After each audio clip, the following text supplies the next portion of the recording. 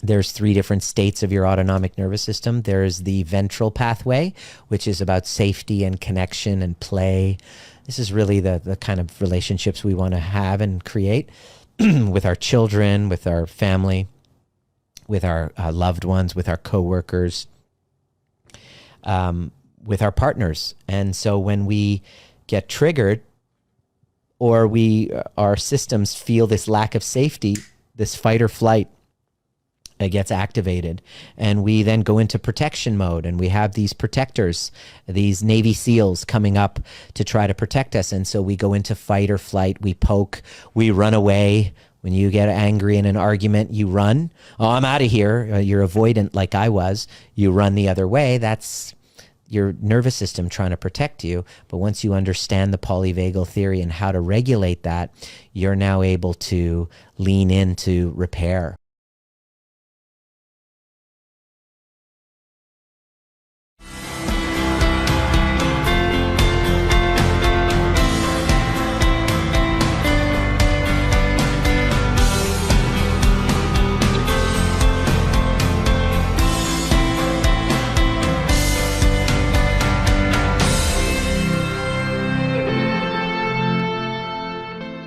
Are live.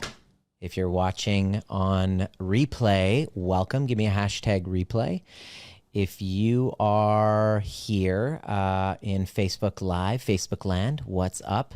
Some of you are jumping in from Clubhouse. This was kind of like a surprise room that I just kind of decided to do whenever I get inspired by conversations that I have with my cycle breaker community.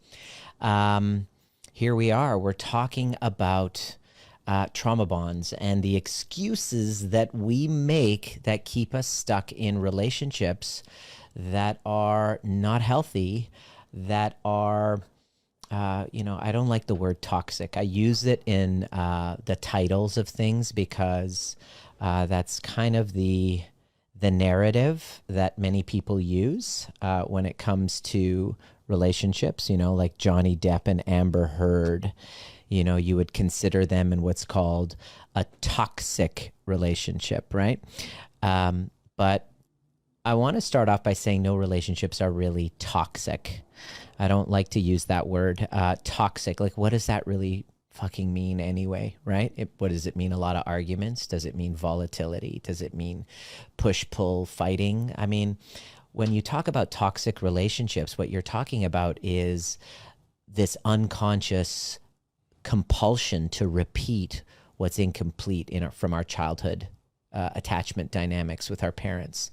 So what we label as toxic relationships are actually our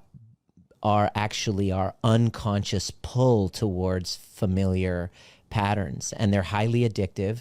You could be a highly intellectual person with a very great career, taking great care of people, a leader in the workplace. You could be, I've worked with multimillionaire people who are super duper high achieving, intelligent souls. But unfortunately, when attachment is concerned, when relationships are concerned, we completely lose touch with reality. And you can help somebody, one of your friends, when you go out for coffee and give them this sound, sage advice, right? Because it's so obvious to you from the outside of the container of that relationship. This person's really shitty for you. What are you doing with them? Just leave them.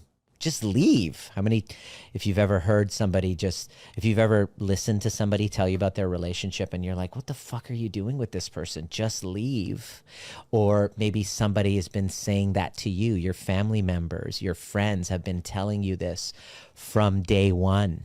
Leave this person. They're not good for you. And you find that behavior, you just consistently going round and round in circles.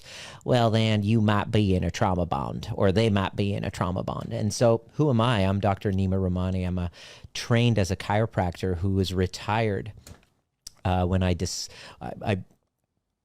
retirement from chiropractic kind of started 5-6 years ago, where I started noticing patterns in in my patients who just weren't getting better. They were with chronic pain and chronic conditions, physical, emotional distress. And I saw that it was intimately linked with their relationship dynamics or their traumas from the childhood, their personality styles. And one of the biggest kind of parallel that I saw was people with chronic pain, fibromyalgia, chronic fatigue symptoms that go to different doctors, rheumatologists, get all these diagnoses and pills, but you could see that it was emotional based, but nothing in the current paradigm really helped people with that because the medical system is about, insurance based. So it's like about coding you with a label so that the doctor or the practitioner could get paid. Oh, you got this disorder? Okay, this is how much you get paid for it. So the system really doesn't support healing. It's about labeling and giving medication and keeping you going round in a merry-go-round. And so if you've ever been frustrated because of the healthcare system and chronic health issues, I get you, I see you, and I actually know exactly why. And what I discovered was just because I'm this intuitive guy who really likes to get to know people, and I discovered that as I got to know people, they all had it was due to conflicts that were unresolved, divorce, breakdown, infidelity, let's call it, I'll use my quotations here, toxic relationship patterns. And so what these are trauma bonds. Trauma bonds are our unconscious mind, our unconscious patternings attempt to resolve the conflicts from our childhood. The conflicts with mommy and daddy. And this is both men, both women. This is the root of the trauma, the attachment trauma that leads to narcissism and codependency, which if you've ever heard me speak before, are like two halves to a whole. Make sure you watch my YouTube videos. If you really want to understand how it all works, check my YouTube video called Anatomy of a Toxic Relationship, a dissection. Highly recommend you go back and watch that. I kind of unpack very vulnerably in a long form transmission exactly what happened in my relationship with my former partner, which was a fucking textbook trauma bond. I mean, I was watching the Johnny Depp and Amber Heard kind of highlights, and the psychiatrist when she was talking, the psychologist when she was talking about all the symptoms of borderline personality disorder, that Amber Heard kind of fit the description. I was just like, oh my gosh! Actually, my friend Dr. Russell, he sent me the testimony of the psychologist who kind of profiled Amber Heard with all of the symptoms of borderline. And I was just like, and I was like, holy crap, I know what that's like. And I know what it's like. It's like, why is it that they can't leave? They asked Johnny, why can't you leave? And this is the big question that everybody, why don't you leave something that's super duper abusive? Why don't you? So my mission on this planet, after I kind of left chiropractic and started teaching people, I created a methodology called the overview method that helped people kind of go after the root cause, go upstream to the root cause of what causes us to stay sick and not get well, and that's our attachment wounds. And so, to make a long story short, over a period of 5 to 10 years, my focus became entirely on that because I could easily delegate chiropractic care to my colleagues, but there's not a lot of people teaching how to actually dismantle trauma bonds successfully, how to do it successfully. A lot of experts will say you can't, your codependency is like forever, and you're always going to be stuck in these dynamics. And under the current kind of traditional psychotherapy model, I do believe that that's true. What I discovered when I kind of hit a low point in my trauma bonded relationship, I looked at my life. It was a Christmas time. I looked at my life. Here I am. I was 43 years old, successful at what I did. I was alone for Christmas. I was me and my dog. And I was like, why is it that I can't figure out relationships? And I don't care what it takes, whatever distance I have to travel, whatever price I have to pay. All the money in the world isn't really enjoyable if I don't have a container, a safe container of a healthy, secure relationship. So I just made it my business to figure out exactly how to do that. And it led me to understanding how very rare it is for practitioners to be teaching kind of a combined top-down, what we call top-down cognitive methodology to healing, combined with a bottom-up somatic-based approach to healing. And most places will do one, but they miss out on the cognitive, which is really, there's some really important tools and awarenesses that are necessary there. And then other places have the cognitive, most places have the cognitive, but it's like, do this, this, this, and this, and let me write it down, or watching a YouTube video, listening to a podcast, reading a book. They're helpful, but they don't actually address the somatic component. So that's got to be immersive. We got to get the body involved. It's kind of the difference between learning jujitsu from a book or watching YouTube video or a Clubhouse chat versus registering to get on the mat and actually getting the body involved. That's the difference of the real work. And so I figured it out, and I thought to myself, if I could heal from that and then show demonstrable evidence that I have a relationship that is healthy. By healthy, it means, it's not based on codependency. It's not based on fantasy, that it's real, that there is conflict, and that we have an ability to repair. By secure relationship doesn't mean arguments and conflicts don't happen. Quite the contrary.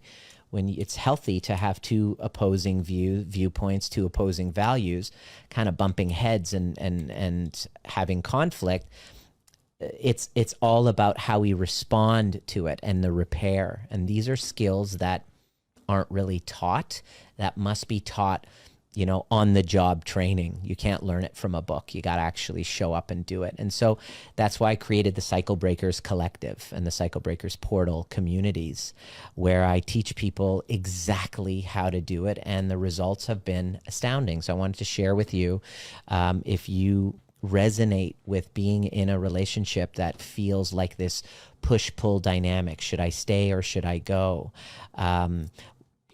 Having this deep hope that it's going to return back to the glory days of old, but feeling like you're losing hope. And what's the point? Is it me? Are they the narcissist, or am I the narcissist? Why do I keep attracting the same patterns of narcissists?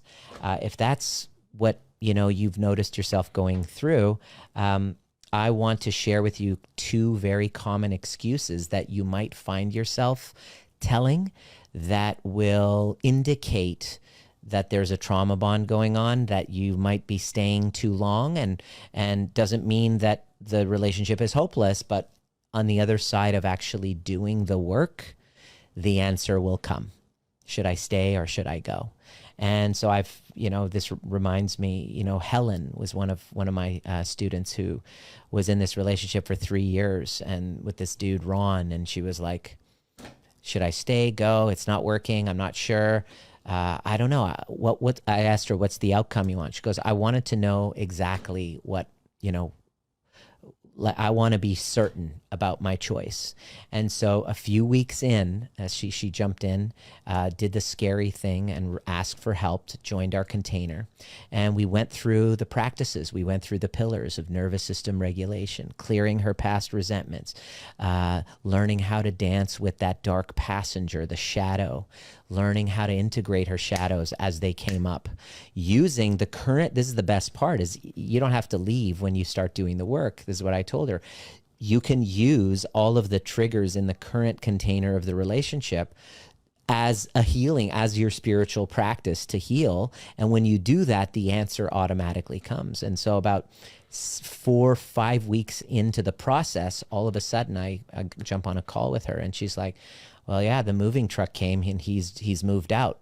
He just got up and left because I had some after some of the work we did, I went to him and I had some very vulnerable conversations, authentic conversations with him, and that triggered him and he got up and left. I was like, well, I guess that answered it for you, which is one of the things that stop a lot of people in the codependency spectrum from doing the work because of the fear. What if I grow, I don't want to lose this person? That's going to be one of your obstacles that you're going to have to face on your healing journey when you've been programmed and conditioned and trained as a young child to abandon yourself and be a slave to somebody else's needs.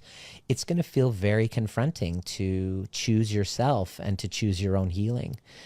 I can't tell you how many times people come on Clubhouse and they jump on the stage and go, okay, so I'm with this partner and what if they don't do the work? And I'm just like, no, it's not about them doing it. This is about you and your own healing. In fact, when you're on this journey to breaking free from the trauma bond, it's really wise to pretend like the other person doesn't exist. They're just reflections. So these are some of the secrets that kind of I in my trainings that I teach people how to really create secure relationships. So the guy left after about 6 weeks. She kept going inward and healing with her younger parts, all the 5 pillars that we teach in the program. And then all of a sudden, she messages me and she says, you're not going to believe this. I've been dating this guy because, she finished the program and, months later, I get a message from her. She goes, you're not going to believe this. I've been dating this really wonderful guy and he just showing up for me and he is there and he sees me and hears me and it's a mutual relationship and he's vulnerable and he has no problem with intimacy. And wow, isn't that amazing that I've met somebody who actually treats me the same way that I've now started to learn to treat myself. And so this is weird. It works this way. That's how it works. The biggest obstacle is this obsession with what about them? What about them? What about them? So I'm going to share with you a couple of excuses that you might be telling yourself or just so that you can kind of see it. And if you're on Clubhouse, make sure you join my Facebook community if you're not already there. That's a great place to engage and interact, ask me questions. This is where I kind of get ideas for these content pieces, these trainings that I do, because I really want to help. My mission is to heal families. If we don't do this work, the reason why it's so important is these trauma bonds that you're engaged in unconsciously through no fault of your own. It's not your fault, but it is your responsibility. You're downloading all of it to your children. The kids are kind of absorbing the energy of the container, and you could be the most well-meaning mother or father, but you're passing your wounds down like a virus. And it's amazing to hear our cycle breakers in our community say how different their children are with them after they're in the process of doing the work, and how they show up for their kids a lot differently when they heal with the child inside of them. Christy, today on our group training we had with our Cycle Breakers Collective, we did a training today on criticism and feedback. And so we did an exercise where they were, getting feedback and from people around, because, that's one of the classic hallmarks of being in trauma bonds is we stop being really good at receiving feedback. We take it as an attack, as criticism, so we get defensive. So one of the exercises I had with our community is we had going out asking for feedback. And Christy today shared how her relationship with her child, she's been kind of estranged from her kid. They haven't really been talking. There's been a rupture in their relationship. And after this exercise, they've been able to repair. And she realized that my kid was not speaking to me, not because she was a shitty kid, but because I didn't create safety for my kid to feel seen. There was a little bit of mom guilt in that, but it's part of the work is realizing how our unconsciousness passes down to our kids, and all of the shit that we don't deal with and we don't address and we bury, our kids are going to actually live them. How many times have you seen your kid dealing with the same stuff? Like, oh my gosh, all of my bullying trauma from childhood that I haven't dealt with. Now my kid's getting bullied, and it's kind of the universe's really twisted, freaky way of forcing us to face parts of ourselves that we've just abandoned and thrown away. So I don't want that to happen. I want people to step up, take responsibility, throw their hands in the air and say, I'm ready to be a cycle breaker. And that's what our trainings and containers are all there to support, because it's hard work, but it is so rewarding to be able to, kind of like climbing a mountain. When you're done, you're like, yeah, but it's hard when you're doing it. But I get to enjoy, after doing this training, I get to enjoy this beautiful walk with my wife and my son. And we can't wait to hang out with one another. And every time I walk out that room, he's running up to me. And my wife is super excited to see me. And so, yes, we have a very young family. But the reason why I'm celebrating that is because that was not possible for me before. You know, if you knew me before, you would have said, hey, he's really good at what he does. He's a genius. It's just, I don't really want to be around him. He's completely narcissistic, doesn't know how to, it makes everything all about him. And so part of my healing journey has been really about paying that forward. And that's what happens to every single one of our students, are like, fuck, I really want to pay this forward, which is why I created a facilitator program. So everything in my life is expanding on the other side of me doing my own healing work, and not because I'm some sort of a guru or anything. I'm just a dude who had, you know, trauma, and who has a gift of being able to really see people and to be able to give feedback to help them along their way. And I'm a work in progress, and I really love sharing this. So without further ado, I might lose you on this camera because the batteries are a little screwed. So if the camera kind of cuts out, then I'll have another opportunity. I'll have another option B, but let's see if it works. So number one, excuses that we make that keep us staying in toxic dynamics long further, for like way longer than we know that it's healthy for us. So the first one is,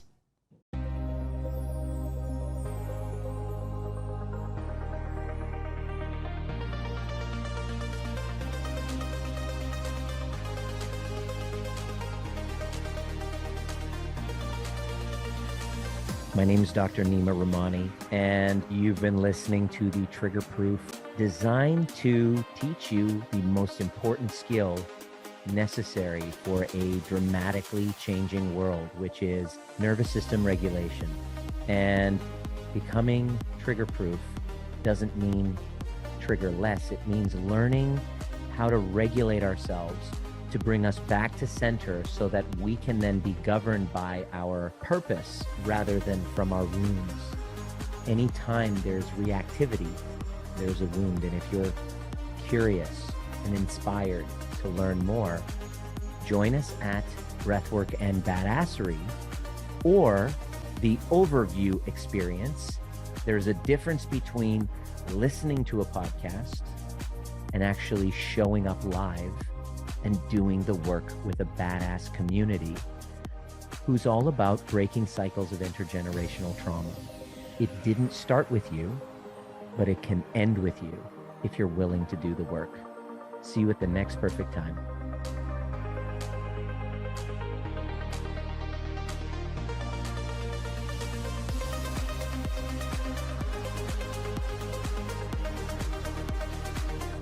I'm going to write that down here.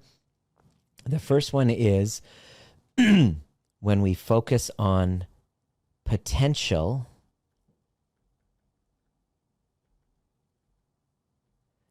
when we're focusing on the potential of the other person, ever since we meet them, oh my gosh, they have such great potential, versus what the person is actually showing in reality.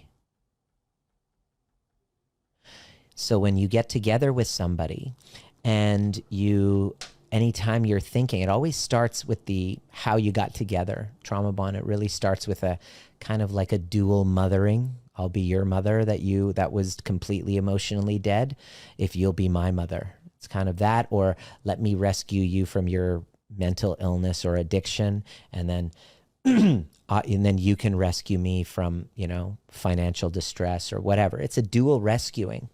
And you look at that other person and you're really focusing on their potential versus the reality of what they're actually showing. And so the more that we focus on this potential, but they got great potential, what's happening is we're living in a fantasy. And fantasies are a big part of our trauma responses. As a child, if you were raised in an environment that was really uncomfortable, where you were exposed to things that were physically harmful, emotionally harmful, or you felt like you were trapped, what you'll do is in your mind, you will escape and dissociate into a fairy tale fantasy of a happily ever after, knight in shining armor, somebody who's going to rescue you from your misery. And the rescuer that we, try to cling on to for dear life always ends up being the perpetrator, the villain in our journey. The rescuer, the hero, always ends up being the villain. The truth of the matter is nobody can rescue them. Nobody can rescue them from their unfulfilled potential but themselves. And when we stay with them longer, a long time in the kind of with the vision of a potential rather than the reality of what they are, that is a huge red flag of a trauma bonded situation. Because why we're staying is because there's an incomplete with our childhood dynamics. There's an incomplete conflict that hasn't been resolved. And we're trying to resolve it through this cyclical dance. Idealization, pedestalization, devaluation, and then discard. Idealization, devaluation, discard. Oh, that cycle, that toxic drama cycle that just is so addictive when you get back together, isn't it? Oh, because of the potential. And here's another red flag that we got to really look at in ourselves is this is often because we have this grandiose sense of self that my love will rescue them. My love is going to rescue them from their addiction. I'm going to love them into their healing. My love, my cock, my pussy, my whatever is so powerful that it's going to rescue them into their potential of healing. Pardon my language. You got to be a little, I'm not making fun of you. I'm not laughing at you. I'm laughing with you because we got to laugh at this. We all are like that. It's the fantasy. It really is the fantasy that of our grandiosity. This is where our narcissism comes in. Even though you point fingers and you call them a narcissist, consider the possibility you're looking in a fucking mirror. And if you've ever caught yourself saying, I'm going to rescue them, my love will be enough. Careful, that's covert narcissism. That's grandiosity. That my love, I'm so good, my sex, my vagina, my pussy, my cock, whatever it is going to fuck them into health and whatever. So believe me, I've heard some really crazy shit out there. And I just like to give people a little bit of a shake and a wake up call. My job is to wake you up. Social media usually causes you to fall asleep. Well, sorry to disappoint you. I'm here to wake your ass up. So if you're finding yourself really stuck on potential versus reality, you might be in a trauma bond. That's one of the excuses that you're going to make. The second one that I wanted to share with you is when you have hope. Oh, hope. When people put memes about hope, I want to vomit. Hope is a beggar, as Jim Carrey says. Nietzsche has some interesting things to say about hope as well. I have hope. Here's my request of you. Think of hope. When you have hope, I know it has a good intent. It's hope, right? Hope for a better day. Whenever we live in the world of hope, we ignore the magic that's happening today. It's a really great way of dissociating into fantasy, which is a childlike infantile state. Turn hope into commitment. This is where my work is to help people kind of get into reality. Stop hoping for a better relationship. Stop hoping for a knight in shining armor. Hope versus action. What you want to do is turn hope into commitment. So if you've been focusing on the hope that this person is going to come back, you're going to go back to the time when you were love bombing, he was love bombing you and idealizing you again, and I'm just hoping for those glory old days to return, versus looking at how they're acting in today, right? Look at what they're demonstrating in today versus the hope of one day healing. Guess what? You are in a classic sign of a trauma bond. And this is one of the excuses that you've been making. These are the two excuses right here. There you go, right there. That shows that will really let you know that you've been, that you'll make, that cause you to stay way longer when you're when you're focusing on their potential versus their reality of where their actuality is, or you're hoping that they'll change because they kept promising that they'll change, versus looking at their behavior. In the world of trauma, it is imperative for us to stop with the hope and actually go by action. In this world, I do this a lot. I see this quite a bit with, many of you who are listening, potentially you. How many times have I had somebody go, oh, I'm so ready to do the work. I'm ready. And that's the, versus action, actually taking responsibility and taking action.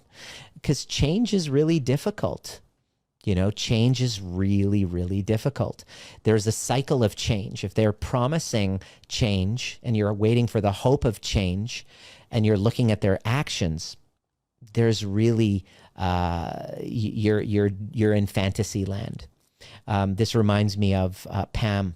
Pam was in a codependent relationship, husband cheating again and again and again, again and again and again. They've been doing counseling for like 5 years together, going nowhere week after week, but she was still stuck, right? So what does she do? She reaches out. She was referred to us from a friend who completed our courses and programs and was like, wow, like he healed from his divorce and he was like in a really powerful place. And he said, you got to reach out to Nima and have a discovery call with Kim and find out. So I hopped on a call with her and I really admired her. She's like, I just want to know, once and for all what to do. Like, what do I do? How do I resolve this? And so she jumped in and we took her through and we walked her through the 5 pillars. She was humble enough to know that I can't figure this out. This talk therapy doesn't really work. We haven't found anything. And so within about 6 weeks, she was like, I can't keep going back. He's been promising change, but he hasn't changed. So finally she's like, looks at him during one of the kind of couples counseling sessions. She turns to him and says, I'm done. I'm ready to go. And there was something different about her. She had done her healing work, which is all about embodying it. Watching a YouTube video, getting it up here is different than actually feeling it here. People say, oh my God, I got to learn to set boundaries. I watched a YouTube video and I'm going to set boundaries and this is what it is. And then if you say it because you learned it on a video or a podcast, it's different than actually doing the inner healing work. When you do the inner healing work, your boundary is an actual boundary. So she turns to him and says, it's done. I'm over. And he was like, wow, okay. All right, I see that. Like, you mean business. He's like, okay, that's fine. And he actually helped her move. They separated. He helped her move into another place. They found their own spot and they lived close by because they had 3 beautiful children and they were really committed to making sure it wasn't really, traumatizing for them, because divorce is another trauma for children because they make it all about them. And there's a way of... there's a way of splitting up so that it minimizes the collateral damage on kids, but we just don't learn how to do that. But that's exactly what doing the inner healing work will do. So she started doing it. And a year later, I hadn't heard from her, and she moved on and she got her answer. Should I stay or go? It was go, and was sad, but she was like, finally, I'm moving forward. So I hear from her a year later and we hop on a call. I'll probably end up publishing that interview because we just did a beautiful interview. And she goes, "You're not going to believe it." Well, I couldn't believe it. I finally left. I staying in the relationship was actually enabling him. He wasn't changing. I was enabling him to stay stuck in his behavior because I was in hope versus action, because he kept talking about doing his work, but he didn't, until I fucking finally moved on. I did my work. And I moved on. And so she moved on. And guess what? After she moved on, he woke the fuck up. Isn't that funny how that happens? It's kind of like when people say, "Oh, I want to do the work, but my husband won't do it. Or my wife won't do it." And it's kind of like weight loss. Do you need their permission to lose weight, to get healthier? This is about you getting healthier. Healing our attachment wounds are intimately tied in with our health. This is healthcare. This is the ultimate form of self-care, doing this work. It's the ultimate form of self-care. The problem is you have a story about self-care. You probably, if you've been conditioned and trained that it's wrong to take care of yourself, you're going to basically say, "No, it's not me. I don't want to take away from my kids." When I show people that if you don't treat yourself in this healing journey the way that you would as though you were working on healing one of your children, and invest in yourself as you would them, then it's never going to work. This is why it's never going to work. This is why many people say codependency and the trauma bonds, they don't get healed, because for certain people, it becomes such an identity that they never give themselves permission to care for themselves because of their conditioning. Ironically, the reason why they can't becomes the reason why they must. It's really sad for me to see, but I experience it every day, and I try to detach from that.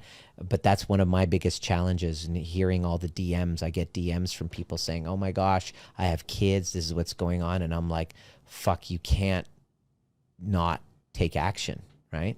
So why is it so hard? How do you know hope versus action? Because I hear many people saying, I'm ready, ready to do the work. But here's why change is so difficult, and this is from the cycle of change. And the first part of change, this is what you want to look for in another person, if they're really changing. But really what I'm saying is look in a fucking mirror, because if you can't expect another person to do the work if you're not. So this is about leading by example. So the first stage of change, I'm going to write down here, is called pre-contemplation.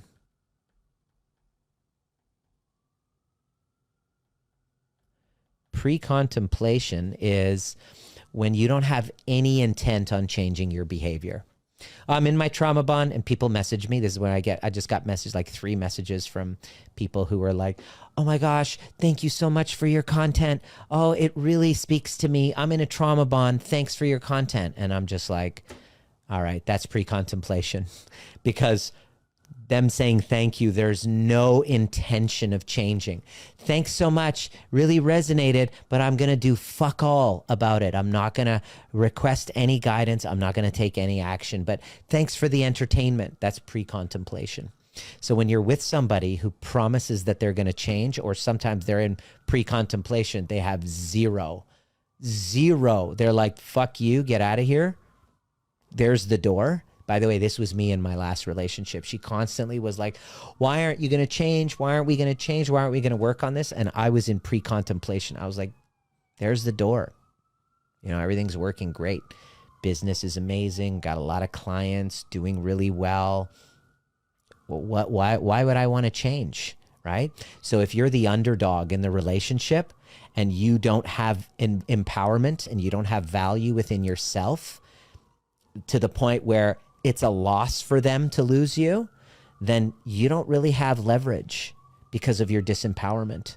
It makes it 10 times more. If they're like, fuck you, get out, like, there's the door, like I was in my last relationship, you have zero leverage. It makes it 10 times more important for you to do the work. Because how did you get yourself in a situation where you have zero leverage? They have zero care about losing you. You're just enabling them. Think about it, right? And so why would they? They're in pre-contemplation. The second part of change is what's called contemplation. this is after you might have been listening to some of my content and you're like, shit, I have an awareness that there's a problem, but like many people, I'm aware I'm fucked up. Oh, this is what I see a lot of times on our attachment style quiz. Oh, well, I'm anxious attached. LOL. I'm avoidant attached. LOL. That's called contemplation. You have an awareness of an issue, but zero commitment to taking action. Okay? Then comes number 3. So this might happen. You might notice this in your partner. So here's how you notice if they're changing. You start moving up to number 3. And what's number 3? Number 3 is preparation.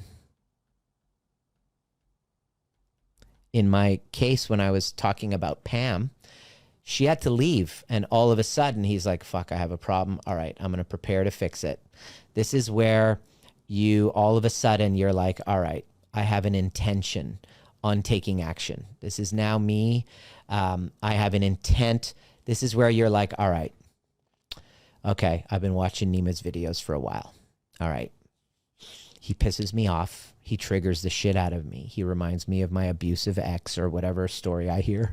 You remind me of my ex. You remind me of my husband, and I'm scared to hear all of it. It's funny. I got to do something. When's your next session? When's your next overview experience? You know, I'm intent on taking action. That's preparation. I'm just telling you, when you're looking at somebody and you're stuck and you want to see, are they really changing? This is the next phase of change. Their preparation. There's an intent on addressing the problem. Now, number 4, this is where the magic happens. Number 4, this is where it becomes scary. This is where you take action. This is active modification. This is where you register. You know, this is where people say, I'm going to come. Oh, I'll show up next week. I'll do it next time. Unless you actually take out a credit card, unless I take out a credit card and I pay, there's no change. You're still in preparation, pre-contemplation. Action, by taking action, and actually when I pay for something, all right, that's it. I got to get back into shape. I'm going to go, for example, I'm hiking up, I'm doing a hike in September called Everesting. It's 29,000 feet in 36 hours, equivalent of Mount Everest. It's hard. I was like always contemplating it, but when I called them and I said, here it is, boom, I'm committing. And I committed like last year, right? So it's like, shit, there it is, boom. The second that I paid, that I put the money down, in that moment, I took action. Immediately, a new possibility was created. I was like, all right, I'm going to go get some shoes. I'm going to go get a pass for the Grouse Mountain, which is a 2-hour, like an hour and so hike, like 2 kilometers straight up. And it's grueling. And I was like, boom, I'm going to do that. And now I've started going, like I've gone 3 times this week. I'm taking action. My behavior is now modifying. I'm starting to change to become the person that's able to handle a 36-hour climb. But it can't happen when I just go, yeah, I'm going to get around to it. Yeah, I've been watching the videos. I actually have to take action. So when you're with that partner who's saying that they're going to change, but they haven't booked that appointment, they haven't registered, they haven't put their money down and are moving their physiology towards it, change is not possible. It's not actually happening. It's a fantasy. You're living in it. You're still in hope, right? And then what happens, the next stage, number 5, is maintenance, called maintenance.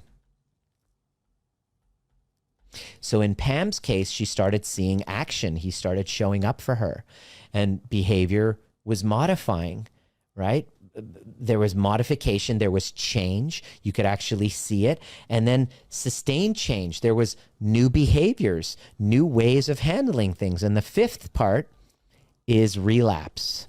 Now, this can also happen right after taking action. So 6. So this, here, let me just do this a different way here. This can also happen. So relapse can also happen here. So right after taking action, boom, could get triggered and all of your wounds can come up. Relapse is actually a part of it. So you're going to have problems. And Pamela told me, she said, yeah, we still get into it. We still have our challenges, but we are absolutely committed.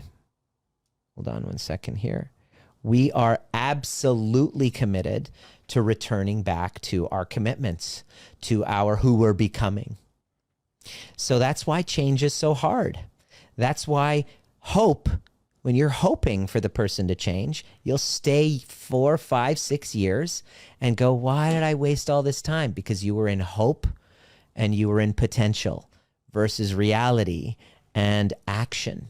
And so the best way to counterbalance this is for you to get out of potential, look at your reality, and actually take action yourself instead of sitting there hoping for the relationship to change. It's not going to. Change is difficult. You can't do it. We can't do it alone, and yet nobody can do it for us. And so this has been my message, is trauma bonds are difficult.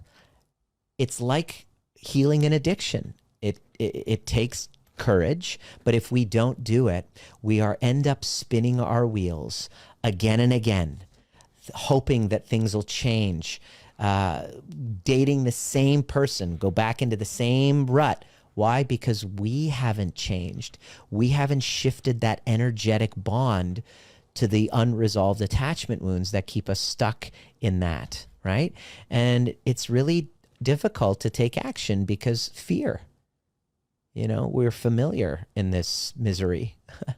So there's a familiarity in it, and fear destroys possibility.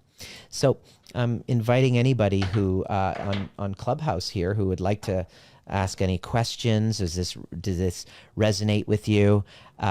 It's a fantasy to expect that just by, watching a few videos, even talk therapy,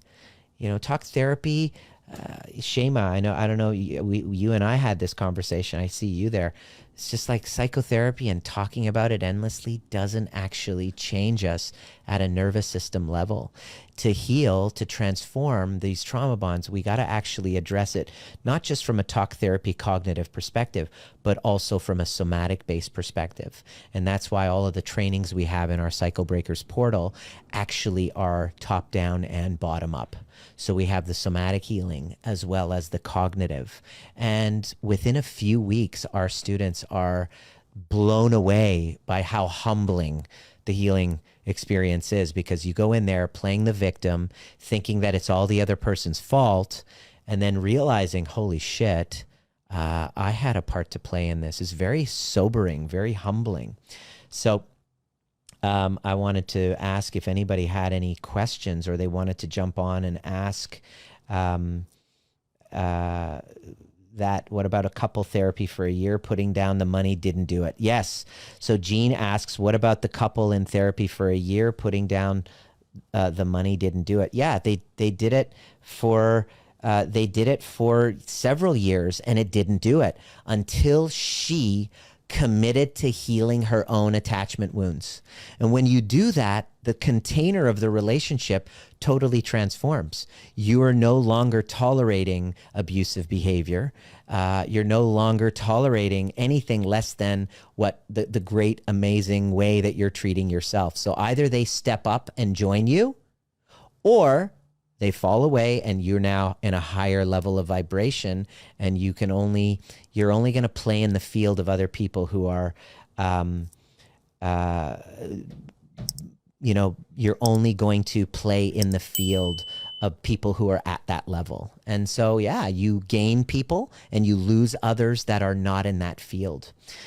So Samino says trauma bonding is the attachment an abused person feels for their abuser, especially in a relationship with cyclical pattern. Yes, that's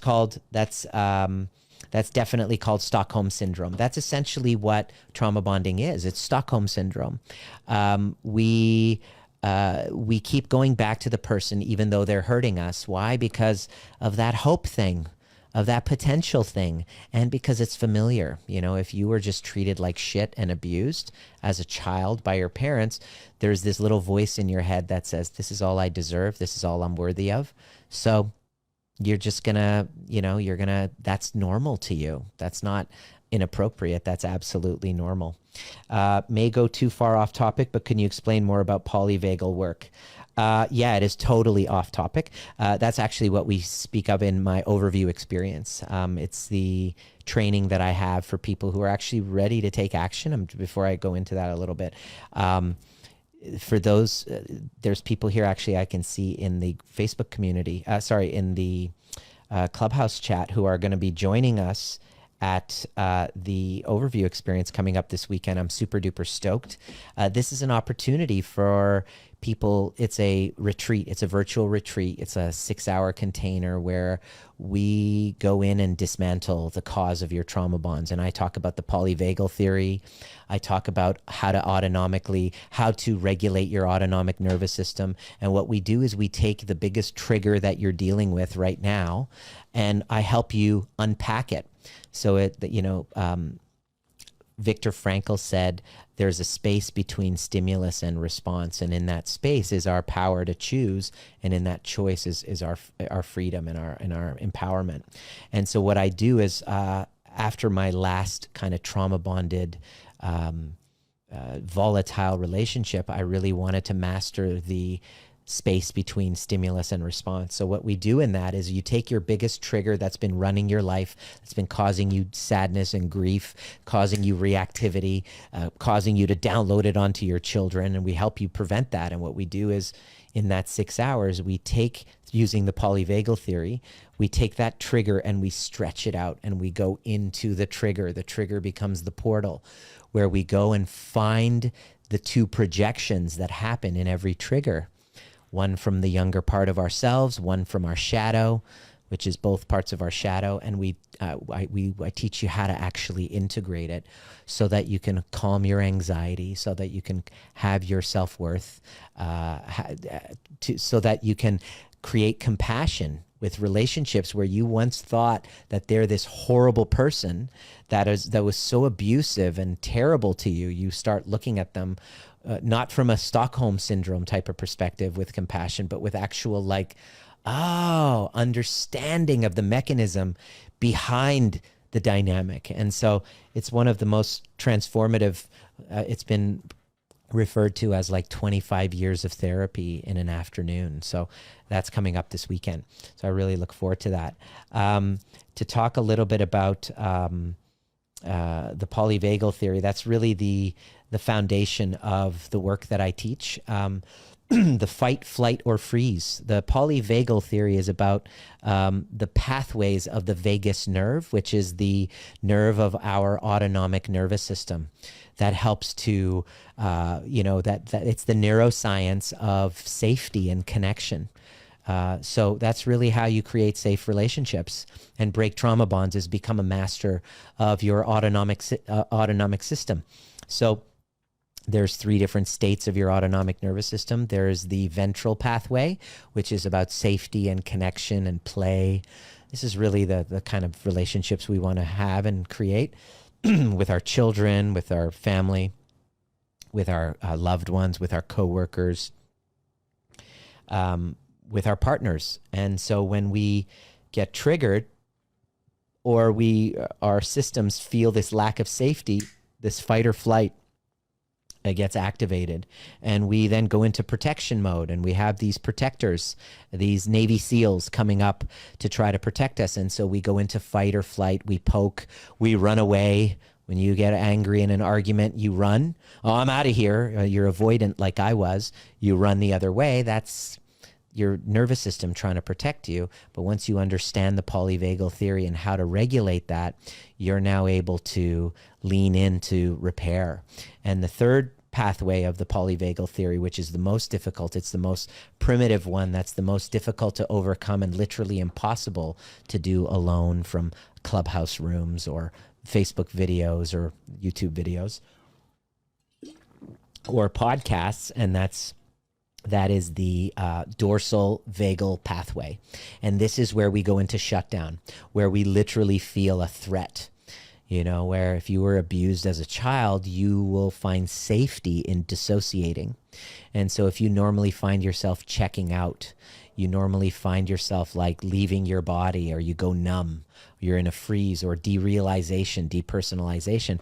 That's not a disorder. That's actually your body protecting itself in dorsal vagal pathway. And so these are the polyvagal theory, and this is part of the trainings that we teach in our Cycle Breakers portal and collective, because if you don't understand this, and we don't learn this, and we don't learn how to assess our states and learn how to move ourselves up that ladder, we break down intimacy. We push people away. We react to their states, and now we have two little children arguing with one another rather than two functional adults. So that's the polyvagal theory in a nutshell. It can be mastered, and it is critical. This was the critical link between science and spirituality and creating safe containers in our relationships. So I'm going to invite anybody else who would like to come up for a question. Was that relevant for you? Did that land? If you haven't already, make sure you join my Facebook community, Trigger Proof. The link is in the bio on my Instagram, or down in the comment section if you're watching YouTube.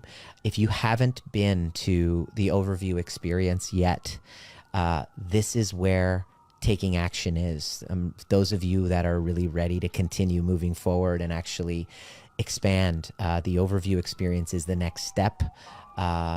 Those of you that are coming, I can see you there. Really plan on just really creating that space for yourself to go inward. It's like a mushroom journey without the drugs. It's like an ayahuasca journey. I take you on a journey into understanding yourself through the portal of the trigger and the conflict that you're in. And this world right now needs conflict resolution strategies that actually work. And that's why I absolutely love teaching them.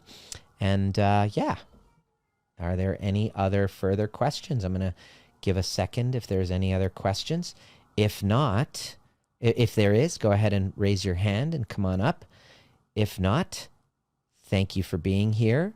Thank you for your questions and your comments on the Facebook page and on YouTube. I read them all. If you have a question you'd like for me to answer, please go ahead. And those of you who are really ready to break the cycle and actually take action, send me a DM and let me know what resonated the most with you.